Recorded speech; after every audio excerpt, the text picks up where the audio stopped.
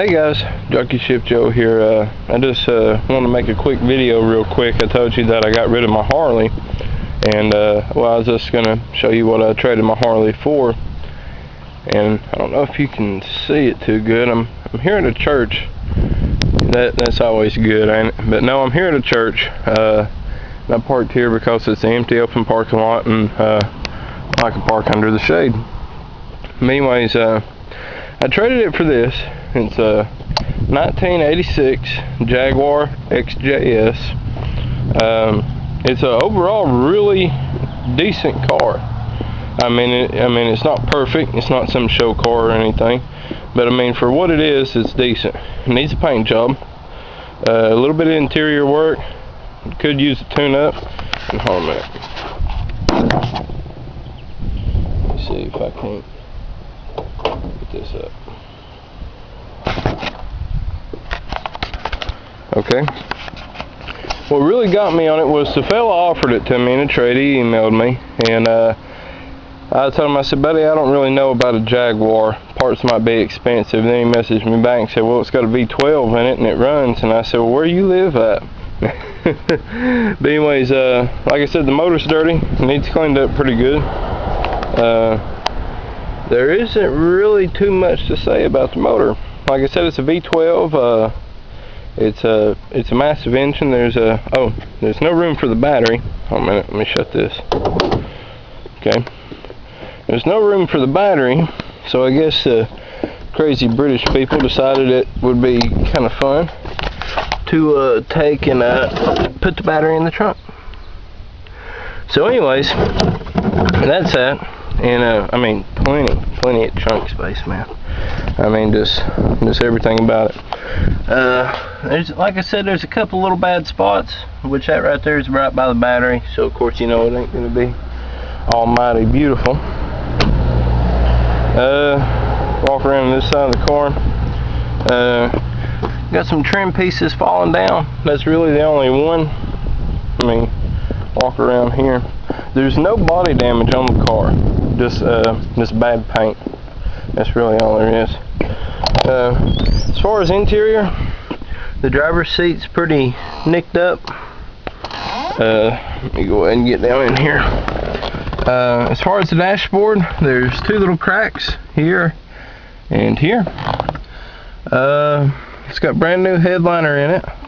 The passenger seat looks awesome. It looks perfect. So does the rear seat. Let me see. Looks like it's never been sat in, which I believe, because that's how much leg room you got. So if you're Gumby, yeah, you'll fit. Let's see. Well, I guess I can fire it up. Okay, it's got a, let me shut this door, I hate that sound. It's got a computer in it. The computer tells you the amount of fuel that you've used since you've last had the car fired up. It tells you the instant of the fuel you used, your average fuel consumption, the distance you've traveled, your average speed, and your time. Then you can just turn it off. It's got these buttons here, hazard lights. That one there is for the defrost. You've got this, which is a map light. Then you've got this button, which turns those two rear lights on. The radio's good. It does work. It don't play cassettes. The kittens are available for adoption for only $19.10. There you go, trying to get you to adopt some cats. It comes with the original book, all that. I won't show you any of that because there ain't nothing special about it. It's just a book. The car builds up oil pressure nice. You won't be able to see because it's blurry. I'm about out of gas. It's overall good car. The speedometer don't work. It's got a little micro switch underneath there, and I need to get another one. It's like $3.50 at AutoZone. Also, look at the hood. I thought that was neat myself. But the speedo only works sometimes. It builds up revs pretty nice. I'll tell you what, let me get my seatbelt on. We'll see if we can't go for a ride.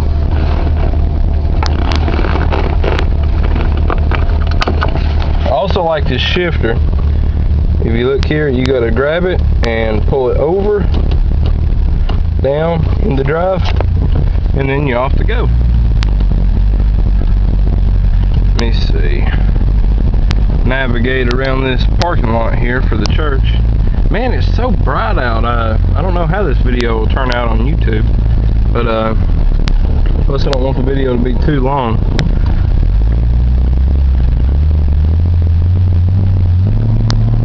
Let me roll up that passenger side window too. I don't want it to get too noisy.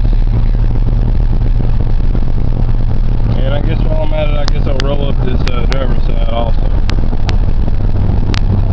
Now the air in the car needs to be recharged, but I mean, just listen to that. Not a sound, man. Which it was kind of strange for me at first, because all my vehicles I've ever owned, I always made them loud, and I always knocked quiet vehicles. I said I couldn't stand a vehicle that I couldn't hear running. And I mean, this one right here, I mean, to be what it is, I mean, if it was a Camaro or a Mustang or something along those sorts, I mean, of course I would put an exhaust system on it. But this, I mean, you know, for what it stands for, it's a Jaguar, it's a luxury sports car. I mean, I'm just in love with the car myself. The body styling in the rear, I don't know if you noticed those pillars by the back window. It reminded me of a Corvette Stingray, and a buddy of mine has a Stingray 73, a green one, and we parked them side by side, and I mean, just all kinds of people stopped asking questions, and I think one or two people stopped and took some pictures. But anyways, let me see. That's really all there is to say about the car. I mean, the car rides smooth. There ain't no shimmying or shaking. I mean, it's fairly quiet, and believe it or not, it's got 4 mufflers underneath it, and 2 cats, and one of the mufflers has a hole in it, believe it or not. If you can hear how quiet it is, it's got a hole in the muffler. I think it might have hit something, or maybe it might have scraped on like a speed bump or something. It's not a rust hole, it's just a hole. The body's solid. There ain't no rust anywhere out throughout the car. Just hit it right there.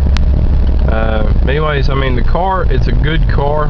I couldn't ask for anything better. I was actually looking for something with maybe a little bit bigger of a back seat.